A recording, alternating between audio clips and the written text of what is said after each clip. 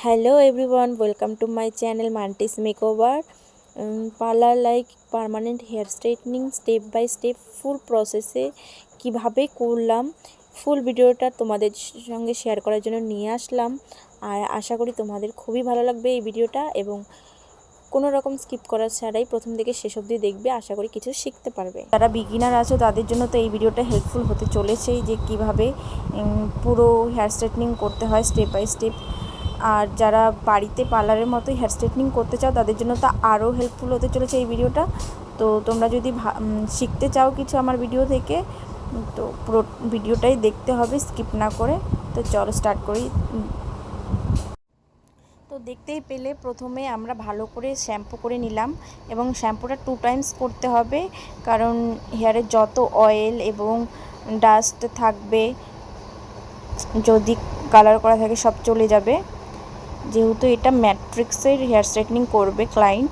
তো দেখো আমরা 4 পার্টিশন করে নিয়েছি, এয়ার টু এয়ারও পার্টিশন করে নিয়েছি। তো 4 সেকশনে ডিভাইড করে নিতে হবে হেয়ারটা। আর যেহেতু তুমি যদি তোমরা একাই অ্যাপ্লাই করো ক্রিম, তো এইভাবে করে নিলে অনেকটা সুবিধা হবে। তারপরে দেখো আমরা কিন্তু ক্রিমটা একটু ব্রাশ দিয়ে নাড়িয়ে নিয়েছি যাতে ভালোভাবে মিক্স হয়ে যায়। তারপরে কিন্তু এইভাবে পাতলা পাতলা সেকশন নিয়ে ক্রিমটা অ্যাপ্লাই করতে হবে। যেহেতু স্ট্রেটনিং ক্রিম আমরা হেয়ারের 1 ইঞ্চি ছেড়েই লাগাবো, কারণ রুটে লাগানো যাবে না। এই ক্রিমটা অনেকটাই হার্ড, তো স্কিনে হার্মফুল হতে পারে। তো তারপর দেখো আমরা কিন্তু গ্লাভস পরে নিব অবশ্যই। তোমরা যদি বাড়িতে করো তোমরাও পরে নিবে। অনেকের হাত কিন্তু অনেকটা সেন্সিটিভ থাকে, তো তোমরা তো অবশ্যই পরবে। আমিও পরে নিয়েছি। আর ক্লায়েন্টকেও মাস্ক পরাবে। আর তোমরা যদি বাড়িতে স্ট্রেটনিং করো তোমরাও নিজেই পরে নেবে, কারণ এই ক্রিমটা অনেকটাই হার্ড হয়, অনেকেরই শ্বাস নিতে খুবই কষ্ট হয়। তারপরে দেখো পাতলা পাতলা সেকশন নিয়ে কিন্তু ভালোভাবে ইমালসিফিকেশন করে নিতে হবে। আর ইমালসিফাইটা অনেকটাই ইম্পর্টেন্ট এখানে। তোমরা যদি না পারো আমার এই ভিডিওটা দেখে অনেকটাই শিখতে পারবে। আর তোমরা যদি শিখতে চাও এরকম ভালোভাবে অ্যাপ্লাই করা, তো তোমরা প্রথমেই হেয়ার স্পা করে করে এইভাবে প্র্যাকটিস করতে পারো। যারা বিগিনার্স আছে তারা তো আমার ভিডিও দেখে অনেকটা, যাদের ভুল আছে কোথায় কোথায় তোমাদের ভুল হয়, অনেকটা শিখতে পারবে। আর যারা তোমরা বাড়িতে করতে চাও তাদের জন্য অনেকটা হেল্পফুল হতে চলেছে। তো অবশ্যই ভিডিওটা প্রথম থেকে শেষ অবধি দেখতে হবে তোমাদের। আমি বললাম যে গ্লাভস পরতে হবে, কারণ ক্রিমটা হার্ড হয় এবং হাতটা জ্বালা করতে পারে। আর মাস্ক পরতে বললাম কারণ এই স্ট্রেটনিং ক্রিমটার যে স্মেলিংটা আছে খুবই হার্ড, তো শ্বাস নিতে অনেকেরই কষ্ট হয় এবং কারো অ্যালার্জি থাকলে তো তাদের তো কষ্ট হবেই। তো দেখো আমাদের এক সাইডে ক্রিম অ্যাপ্লাই হয়ে গিয়েছে, তো আমরা ফ্রন্ট সাইডে চলে এসেছি। তো ফ্রন্ট সাইডেও সেমভাবে আমরা পাতলা পাতলা সেকশন নিয়ে ক্রিমটা অ্যাপ্লাই করে নিচ্ছি। এটা কিন্তু ফার্স্ট প্রসেস চলছে শ্যাম্পু করার পর। তো যেহেতু আমার স্টুডেন্ট রয়েছে 2জন, ওরা হেল্প করেছে আমার অনেকটা, দেখতেই পাচ্ছ 2জন হলে ভালো হয়।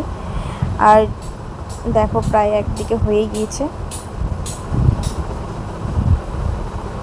আমার স্টুডেন্টদের আমি ক্রিম অ্যাপ্লাই করতে দেইনি, কারণ ওরা কিছুদিনই হলো জয়েন করেছে, তো টুকটাক ওদেরকে ধরতে দিই। দেখো আমাদের পুরো হেয়ারে ক্রিম অ্যাপ্লাই করা শেষ। তো আমরা 45 মিনিট ওয়েট করব, দেখব যে হেয়ারের বন্ড ব্রেক হয়েছে কি না। তো মাঝে মাঝে আমাদের চেক করতে হবে এইভাবে একটু টেনে টেনে যে এস শেপ আসছে কি না, মানে স্প্রিংয়ের, আমাদের হেয়ারটা টানলে স্প্রিংয়ের মতো হচ্ছে কি না সেটা দেখতে হবে। আর আমি ওই হেয়ারগুলোতে একটু স্প্রে করে নিলাম, ওয়াটার স্প্রে, কারণ আমরা ওই হেয়ারটাতে প্রথম ক্রিম অ্যাপ্লাই করেছি, তো সেখানে প্রসেস কমপ্লিটই প্রায়। তো ফুল হেয়ারে কমপ্লিট হতে একটু সময় লাগবে, যেহেতু আমি একাই ক্রিম অ্যাপ্লাই করেছি তো একটু সময় লেগেছে। তো সেখানে একটু ওয়াটার স্প্রে করে দিবে তোমরাও আমার মতো করে, যাতে ওখানে একটু প্রসেসটা পজ বা আস্তে আস্তে হতে থাকে, ধীরে ধীরে হবে। তো যখন পুরো হেয়ারে চেক করা শেষ হবে যে হেয়ারটা আমাদের স্প্রিংয়ের মতো বা এস সাইজের মতো হচ্ছে, এস শেপের মতো হচ্ছে, তো তখন আমরা হেয়ারটা ওয়াশ করব, তার আগে করব না। কারো কারো 45 মিনিটে রাখতে লাগে, কিন্তু অনেক হেয়ারেই যেমন অনেক পাতলা বা থিন হেয়ারে কিন্তু 45 মিনিট রাখতে লাগে না, শুধু চেক করতে হবে বন্ড ব্রেক হয়েছে কি না। যেহেতু আমার ক্লায়েন্টের কিন্তু অনেকটাই থিন হেয়ার ছিল তোমরা দেখতেই পাচ্ছ, এবং শর্ট হেয়ার ছিল, তো তাড়াতাড়ি প্রসেস কমপ্লিট হয়েছে। তারপর কিন্তু আমরা ভালোভাবে নর্মাল ওয়াটার দিয়ে ওয়াশ করে নেব, এবং ভালো করে ওয়াশ করে নিতে হবে যাতে হেয়ারে কোনো ক্রিম না থাকে। তো ওয়াশ করে নেওয়ার পর কিন্তু আমরা এখন 100% ড্রাই করে নেব, যেহেতু আমরা এখন আয়রনিং করব। তো 100% ড্রাই করার পর আমরা এইভাবে পাতলা পাতলা সেকশন নিয়ে আয়রনিং করা স্টার্ট করব। তোমরা দেখতেই পাচ্ছ আমি কীরকম পাতলা সেকশন নিয়েছি। এভাবে পাতলা সেকশন নিতে হবে যাতে হেয়ারের উপর দিক থেকে নিচের দিকটা দেখা যায়। তো এভাবে ভালো করে আয়রনিং করতে হবে, আর পাতলা সেকশন নিয়ে আয়রনিং করলে ভালো হয়, কারণ দুপাশ থেকে হিটটা লাগে, আর দুই পাশ থেকে হিটটা লাগলেই হেয়ারটা আমাদের প্রপার স্ট্রেট হবে। আমরা কিন্তু এখানে প্রকার স্ট্রেট করছি না, অনেক ক্লায়েন্টই আছে প্রকার স্ট্রেট চায়। প্রকার স্ট্রেট করব না, কারণ স্ট্রেটনিংয়ের মধ্যে আমরা এভাবে স্ট্রেটনিং করব যাতে হেয়ারটা ন্যাচারাল স্ট্রেট লাগে। তো দেখতেই পাচ্ছ আমি কিন্তু পার্লার আমি আমার রুমেই করি, তো বাকি সব ইগনোর করো তোমরা, জাস্ট আমার কাজটা দেখো তোমরা আর শেখো যে কীভাবে করছি। তোমাদের যদি কিছু শেখাতে পারি বা আমার ভিডিও থেকে তোমরা যদি কিছু শিখতে পারো আমি খুবই খুশি হব। তো এভাবে আমাদের আয়রনিং করে নিতে হবে, যেহেতু আয়রনিং প্রসেসটা একটু অনেকটাই লং হয়ে যায়। তো আমি কিন্তু অনেকটা কাট করে দেখিয়েছি, আমি কিন্তু 20 টাইম করেই আয়রনিং করেছি একটা করে সেকশানে। তোমরাও করবে যারা বিগিনার আছো, কারণ 20 টাইম করে করলে কি ভালো হয়, তোমাদের ভয় থাকে না প্রসেসটা ভুল হওয়ার। কারণ এরপর যে আমরা নিউট্রালাইজার লাগিয়ে যে ওয়াশ করব হেয়ারটা, ওয়াশ করার পর যদি দেখো হেয়ারটা ড্রাই করার পরেই হেয়ার স্ট্রেট দেখাচ্ছে, তাহলে ভাববে যে তোমাদের প্রসেসটা ঠিকঠাক হয়েছে, নইলে ভাববে যে কিছু তো ভুল হয়েছে। কারণ আয়রনিংটা মাস্ট, স্ট্রেটনিং ক্রিম লাগানোর পর আয়রনিংটা কিন্তু খুবই ইম্পর্টেন্ট। তো এই আয়রনিংটা আমরা খুবই ভালোভাবে করব। দেখো স্টুডেন্ট হাঁপিয়ে গিয়েছে, বসে বসে হেয়ারটা ধরে আছে, তারপরে মনে হয় শুয়েই পড়বে, আর শুয়েও পড়েছে ঠিকই। আর তোমাদেরকে একটা কথা বলে দিই, যখন ইয়ার পোর্শনে তোমরা বা আমি দেখতেই পারছো কিভাবে করছি, ইয়ার পোর্শনে হেয়ার স্ট্রেটনিং করতে গেলে কিন্তু তখন ক্লায়েন্ট বা বাড়িতে তোমরা যাদের করে দিবে তাদেরকে অবশ্যই বলবে তাওয়াল দিয়ে এভাবে কানটা ঢেকে রাখতে, কারণ হেয়ারটা অনেকটাই হিট হয়ে যায়। তো এবং যেহেতু আমি যে আয়রনিং মেশিন ইউজ করছি সেটা ভয় নেই, তবু এদিক ওদিক এদিক ওদিক হয়ে গেলে কোনো ভয়ের নেই, তো সাবধানে কাজ করাটাই শ্রেয়। তো দেখো আমি শেষে একাই হেয়ার স্ট্রেটনিং করে নিচ্ছি আয়রনিংটা, ওরা তো ঘুমিয়েই পড়েছে। দেখতেই পাচ্ছ তোমরা রাইট সাইডে কিন্তু আমার হেয়ার আয়রনিং করা কমপ্লিট, এবং লেফট সাইডে চলে আসলাম আয়রনিং করা, দেখো অর্ধেক হয়েই গিয়েছে। তারপরে আমি তোমাদের আবারও বলে দিচ্ছি, আমি যে সেকশনটা নিয়েছি একটা করে সেকশনে কিন্তু আমি 20 টাইমস করে আয়রন করেছি। রুটের দিকে কিন্তু 4-5 বার করে আয়রনিং করে নিয়ে তারপর পুরো হেয়ারে আমি 20 টাইমস করে আয়রনিং করেছি। তোমরাও করবে যারা বিগিনার্স আছো, কারণ 20 টাইমস করে করলে তোমাদের রেজাল্ট একবারেই খুব ভালো আসবে। তো তোমরা অবশ্যই আমার প্রসেসগুলো ফলো করবে, দেখতেই পাচ্ছ আমি কিভাবে করছি। আর একটা কথা মনে রাখতে হবে, ফ্রন্ট সাইডটাই কিন্তু একটু রিস্কি জায়গা, তো এখানে একটু সাবধানে কাজটা করতে হবে। তাই ক্লায়েন্টকে কিন্তু আগেই তাওয়াল দিয়ে কানটা ঢেকে রাখতে হবে, কারণ প্রচুর হিট লাগছে হেয়ারে, আর হেয়ারটা কিন্তু অনেকটা উত্তপ্ত হয়ে গিয়েছে, আর তার মধ্যে আয়রনটাও কিন্তু অনেকটা গরম হয়েছে। তো দুটো হিট লাগতে পারে কানে, এবং লাগেও। তো টাওয়াল দিয়ে ঢাকলে হিটটা থেকে প্রোটেক্ট হয়ে যায়, তো ভয় কিছু থাকে না। তো সাবধানে কাজ করাটাই ভালো।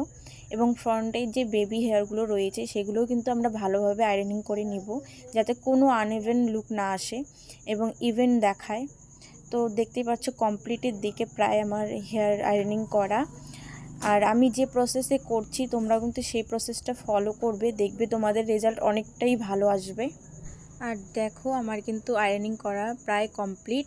এখন কিন্তু যে শীতের দিকে যে হেয়ারগুলো রয়েছে সেগুলো আমরা একটু করে সেকশন নিব, আর রুটের দিকে একটু করে আয়রনিং করে নিচ্ছি যাতে আনইভেন থেকে ইভেন দেখায়। দেখতেই পাচ্ছো আমি কিন্তু আরেকটু ভালোভাবে আয়রনিং করে নিচ্ছি, কারণ নিউট্রালাইজারের আগে যে আয়রনিংটা রয়েছে এটা কিন্তু অনেকটাই ইম্পর্টেন্ট, কারণ আমাদের এই লুকটাই থাকবে পরে, তো ভালোভাবে করে নিতে হবে। আর আমি আয়রনিংয়ের টেম্পারেচারটা কিন্তু এআই সিস্টেম রয়েছে সেটা অনুযায়ী করেছি। আর যাদের আয়রনিং মেশিনেতে এআই সিস্টেম নেই তোমরা কিন্তু এইরকম থিন হেয়ারে 230 বা 180-র মধ্যে রাখতে পারো, টেম্পারেচার ভালো হবে। তো দেখতেই পাচ্ছ আমি আয়রনিং করার পরে কিন্তু একটু মোটা মোটা সেকশন নিয়ে নিউট্রালাইজার লাগিয়ে নিচ্ছি। আর নিউট্রালাইজারের সময় কিন্তু একটু মোটা মোটা সেকশন নিয়ে অ্যাপ্লাই করলেও কোনো অসুবিধা নেই। তোমার তো আগেই বলে দিয়েছি ইমালসিফিকেশনটা বা ইমালসিফাই করার জন্য তোমাদের আগেই হেয়ার স্পা করে প্র্যাকটিস করতে হবে, তবেই তোমরা হেয়ার স্ট্রেটনিংয়ের সময় ভালোভাবে অ্যাপ্লাই করতে পারবে ক্রিম।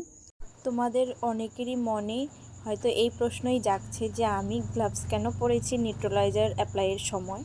কারণ তোমাদের আমি আগেই বলে দিয়েছি যে আমার হাতের স্কিনটা খুবই সেনসিটিভ, আমি ভাত খেলেও আমার হাত জ্বলে, তাই আমি গ্লাভস পরেছি। তোমরা চাইলে নাও পরতে পারো, পরে না নিউট্রালাইজারের সময় না পরলেও চলে, এতে ভয়ের কিছু নেই যে আমি পরেছি বলে ক্লায়েন্টের স্কিনে কোনো রকম ক্ষতি হবে তা নয়, কারণ এটা আমার নিজের ক্ষতি বা হাত জ্বালা করবে বলেই আমি ভেবে পরে নিয়েছি, কোনো ব্যাপার না। আর এখানে কিন্তু একটা মোস্ট ইম্পর্টেন্ট ব্যাপার হলো এটাই যে নিউট্রালাইজার অ্যাপ্লাই করার সময় ক্লায়েন্টকে কিন্তু তোমরা অবশ্যই বলবে, এটা অনেকটা ইম্পর্টেন্ট বিষয় যে ক্লায়েন্টকে বলবে তোমরা যে 10 মিনিট একটুকু নড়াচড়া না করতে, কারণ আমরা যে আয়রনিং করেছিলাম সেই লুকটাই রাখার জন্য কিন্তু আমরা নিউট্রালাইজার করছি। আর নিউট্রালাইজার করার পর যদি একটু নড়াচড়া করে তাহলে কিন্তু হেয়ারে একটু ব্যান্ড শেপ আসতে পারে, তার জন্যই আমরা ক্লায়েন্টকে বলবো 10 মিনিটস একটুকু নড়াচড়া না করতে।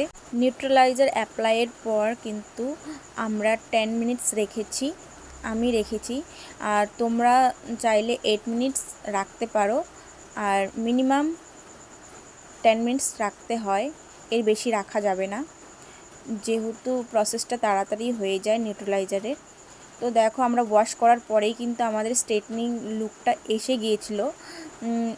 তোমরা চাইলে স্ট্রেটনিং করে দিতে পারো আবার নাও পারো, কিন্তু আমি করে দিচ্ছি বা তোমরাও করে দিবে, কারণ এতে কি ভালো হয়, ক্লায়েন্ট বাড়িতে গেলে রাবার ব্যান্ড বা ক্লিপ হেয়ারে লাগাতে পারে, তো তাতে যাতে হেয়ারে কোনো রকম ব্যান্ড শেপ বা অন্য রকম ক্লিপের শেপ না চলে আসে, তার জন্যই আমরা ভালো করে আবার আয়রনিং করে নিয়েছি মোটা মোটা সেকশন করে। দেখতেই পাচ্ছ এ হচ্ছে ফাইনাল লুক, কতটা শাইন এবং স্মুথ হয়েছে। এবং পার্মানেন্ট স্ট্রেটনিংয়ের ফুল স্টেপ বাই স্টেপ ভিডিওটা তোমাদের কেমন লেগেছে অবশ্যই জানিও। আজকের মতো এতটুকুই, টাটা, বাই বাই।